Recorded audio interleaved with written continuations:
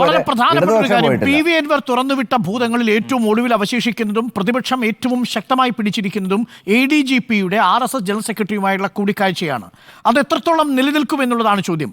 ലോജിക്കലായി, നിയമപരമായി, സാങ്കേതികമായി വ്യാഖ്യാനിച്ചാൽ അതിലൊരു തെറ്റുമില്ല. RSS നിരോധിക്കപ്പെട്ട സംഘടനയല്ല. RSSന്റെ ആസ്ഥാനത്ത് പോയി അദ്ദേഹത്തെ സ്വകാര്യമായി കാണുന്നത് തെറ്റുമല്ല. മറ്റ് ആശയവിനിമയങ്ങൾ നടന്നിട്ടില്ലെങ്കിൽ, ചട്ടലംഘനം നടന്നിട്ടില്ലെങ്കിൽ. ഇത് ബോധ്യപ്പെട്ടതുകൊണ്ടായിരിക്കുമല്ലോ മുഖ്യമന്ത്രി ആ സ്ഥാനത്ത് അദ്ദേഹത്തെ തുടരാൻ അനുവദിക്കുന്നുണ്ടാവുക. ബാക്കിയെല്ലാം ഗൂഢാലോചനാ സിദ്ധാന്തങ്ങളല്ലേ? ADGP വേണോ സംസ്ഥാനത്തെ മുഖ്യമന്ത്രിയുടെ മകളുടെ കേസിന് ഒത്തുതീർപ്പുണ്ടാക്കാൻ പോകാൻ?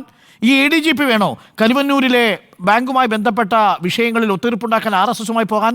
ഈ ADGP വേണോ SNC ലാവ്ലിൻ കേസുമായി ബന്ധപ്പെട്ട് പരിഹാരമുണ്ടാക്കാൻ പോകാൻ? ഇതൊക്കെ കേൾക്കാൻ RSS എന്നുള്ളത് ഇടനിലയ്ക്ക് നിൽക്കുന്നൊരു സംഘടനയൊന്നുമല്ലല്ലോ. അവരവരുടെ വ്യക്തമായ രാഷ്ട്രീയ ലക്ഷ്യത്തോടു കൂടി പ്രവർത്തിക്കുന്ന ഒരു രാഷ്ട്രീയ സാംസ്കാരിക സംഘടനയാണ്. ആ സംഘടനയെ കൂടി നമ്മൾ അപമാനിക്കുകയില്ലേ ആ അർത്ഥത്തിൽ NP-ചെക്കുട്ടി? അല്ല, ഇത് RSSനെ കുറിച്ച് നമുക്ക് അത് ഒരു സാംസ്കാരിക സംഘടനയാണോ മറ്റെന്തെങ്കിലും സംഘടനയാണോ എന്നുള്ളതിനെ പറ്റി അഭിപ്രായ വ്യത്യാസങ്ങളുണ്ടാകും. RSSന് ഒരു ഹിസ്റ്ററി ഉണ്ട്, RSSന് ഒരു ഐഡിയോളജി ഉണ്ട്, RSSൻ്റെ ഒരു പൊസിഷൻ ഉണ്ട്. നമ്മളത് കണ്ടില്ല കേട്ടില്ല നടിച്ചിട്ടൊന്നും കാര്യമില്ല. RSS എന്ന് പറയുന്നത് വളരെ തീവ്രമായ ഹിന്ദുത്വ ആശയങ്ങൾ പുലർത്തുന്ന ഒരു പ്രസ്ഥാനമാണ്. അതിൻ്റെ പ്രവർത്തനങ്ങൾ രാജ്യത്തെ സംബന്ധിച്ചിടത്തോളം ന്യൂനപക്ഷങ്ങൾക്ക് അതുപോലെ ആളുകൾക്കൊക്കെ തന്നെ വലിയ ഭീതി ഉണ്ടാക്കുന്നത്. നമ്മളത് കണ്ടില്ല നടിക്കുന്നതിൽ അർത്ഥമില്ല. അപ്പോൾ അങ്ങനെയുള്ള ഒരു പ്രസ്ഥാനത്തിൻ്റെ പ്രധാനപ്പെട്ട 2 നേതാക്കളെ തുടർച്ചയായിട്ട് ADGPയുടെ തലത്തിൽ ഒരാൾ പോയി കാണുന്നു. അതിനുശേഷം പിന്നെ പല സീക്വൻസ് ഓഫ് ഈവൻറ്റ്സ് നോക്കിക്കഴിഞ്ഞാൽ BJPക്ക് അനുകൂലമായിട്ടുള്ള പല പ്രവർത്തനങ്ങളും അത് പിന്നെ കേരളത്തിലെ രാഷ്ട്രീയത്തിൽ സംഭവിക്കുന്നുണ്ട്.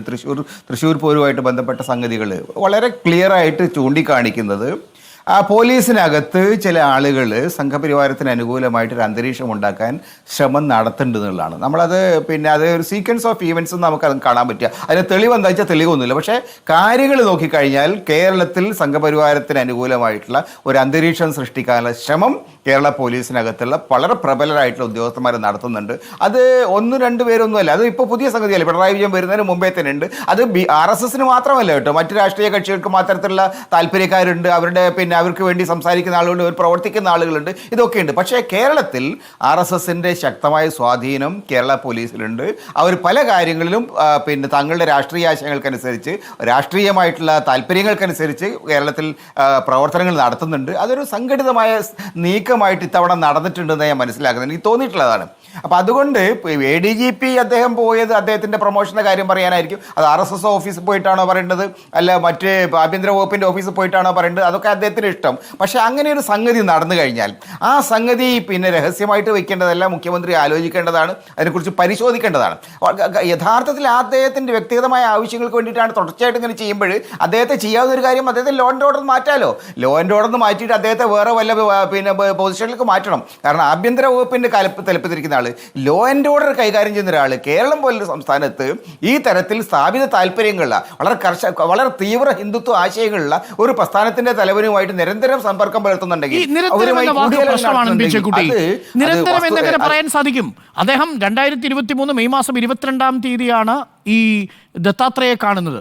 പിന്നീട് 6 മാസങ്ങൾക്ക് ശേഷം കോവളത്ത് വെച്ച് ഇന്ത്യ ടുഡേ കോൺക്ലേവിലെ പരസ്യമായ വേദിയിൽ വെച്ചാണ് റാംമാധവനെ കാണുന്നത്. അപ്പോൾ ഇത് പ്രതിപക്ഷം സൃഷ്ടിക്കുന്ന ഒരു ആഖ്യാനത്തിൽ നമ്മളും പെട്ടുപോവുകയാണ്. ഞാൻ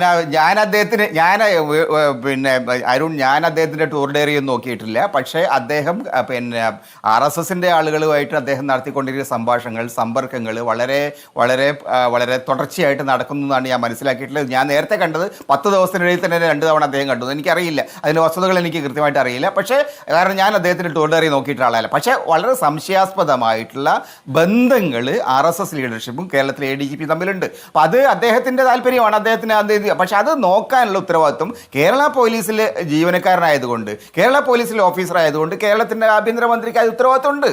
അത് ആ കാര്യത്തിൽ അദ്ദേഹം അലംഭാവം കാണിക്കുന്നു എന്നുള്ളതാണ് പ്രശ്നം. അത് അദ്ദേഹത്തെ മാറ്റാവുന്ന ഒരു തടസ്സമില്ല. മാത്രമല്ല പറഞ്ഞതുപോലെ ഈ ജനറൽ സെക്രട്ടറിയെ കണ്ടതിനു ശേഷം പാർട്ടി അദ്ദേഹത്തോട് അല്ലെങ്കിൽ മുഖ്യമന്ത്രി അദ്ദേഹത്തോട് അത് താങ്കൾ കാണാൻ പാടില്ലായിരുന്നു, താങ്കൾ ഈ സ്ഥാനത്ത് നിന്ന് മാറ്റുന്നു എന്ന് പറഞ്ഞതൊരു പാർട്ടി പൊസിഷനാണ് അറിയിക്കുന്നത്.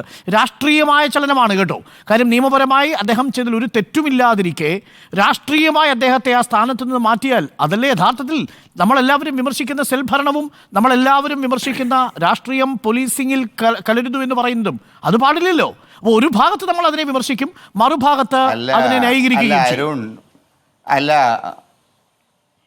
അല്ല അരുൺ, അതെ, കേരളത്തിൽ പിണറായി വിജയൻ മുഖ്യമന്ത്രിയായ സമയത്ത് ആരായിരുന്നു DGP ആയിരുന്നത്? സെൻകുമാർ. വളരെ ഇന്റഗ്രിറ്റി ഓഫീസറാണ്. എനിക്ക് അദ്ദേഹത്തിന്റെ രാഷ്ട്രീയമായിട്ട് അതെ, ലബേറയെ കുറിച്ച് എനിക്ക് അഭിപ്രായ വ്യത്യാസമുണ്ട്. പക്ഷേ പിന്നെ സെൻകുമാറിനെ കുറിച്ച് ഒരു പോലീസ് ഓഫീസർ എന്ന നിലക്ക് വളരെ ഇന്റഗ്രിറ്റി ഉള്ള ഒരു ഓഫീസറായിട്ടാണ് എനിക്ക് തോന്നിയിട്ടുള്ളത്. എനിക്ക് അദ്ദേഹവുമായി രാഷ്ട്രീയമായിട്ട് പല ഭിന്നതകളുണ്ട്, പലതരത്തിലുള്ള പിന്നെ അഭിപ്രായ വ്യത്യാസങ്ങളുണ്ട് പിന്നീട്. പക്ഷേ ഒരു ഓഫീസർ എന്ന നിലക്ക് നിങ്ങൾ അദ്ദേഹത്തിൻ്റെ പെർഫോമൻസ് നോക്കിക്കോളൂ. വളരെ ഇന്റഗ്രിറ്റി ഉള്ള ഒരു ഓഫീസറാണ്. അദ്ദേഹത്തോട് പിണറായി വിജയൻ എന്ത് പണിയാണ് ചെയ്തിട്ടുള്ളത്? എങ്ങനെയാണ് അദ്ദേഹത്തെ കൈകാര്യം ചെയ്തിട്ടുള്ളത്? ഏത് തരത്തിലാണ് അദ്ദേഹത്തെ അപമാനിച്ചിട്ടുള്ളത്? അപ്പോൾ ആ നിലയിൽ പിന്നെ എന്തായിരുന്നു അതിൻ്റെ കാര്യം? അദ്ദേഹത്തിന് സംഘപരിവാരത്തോട് ഒരു ആഭിമുഖ്യമുണ്ട് എന്നുള്ള ഒരു തോന്നലാണ് പിണറായി വിജയനെ ആ തരത്തിലുള്ള പ്രവർത്തനങ്ങൾ നയിച്ചത്. ഇപ്പോൾ വളരെ ക്ലിയർ ആയിട്ട് RSSന്റെ ഓഫീസിൽ കെട്ടിക്കിടന്ന് നടക്കുന്ന ആളുകളാണ് ADGP, ലോ ആൻഡ് ഓർഡർ. നാണമില്ലാത്തൊരവസ്ഥയല്ലേ? അപ്പോൾ അതുകൊണ്ട് മുഖ്യമന്ത്രിയെ സംബന്ധിച്ച് ആ കാലത്ത് അദ്ദേഹം പിന്നെ എങ്ങനെ നടപടിയെടുത്തു? ഇന്ന് 5 വർഷം സെൻട്രൽ ഏജൻസി അജിത് കുമാറിന്റെ കാര്യത്തിൽ മറ്റൊരു നിലപാടും. ഇതാണ് രണ്ട് തട്ടിലുള്ള നിലപാട് എന്ന് പറയുന്നത്. അതിലൊരു വസ്തുതയുണ്ട്.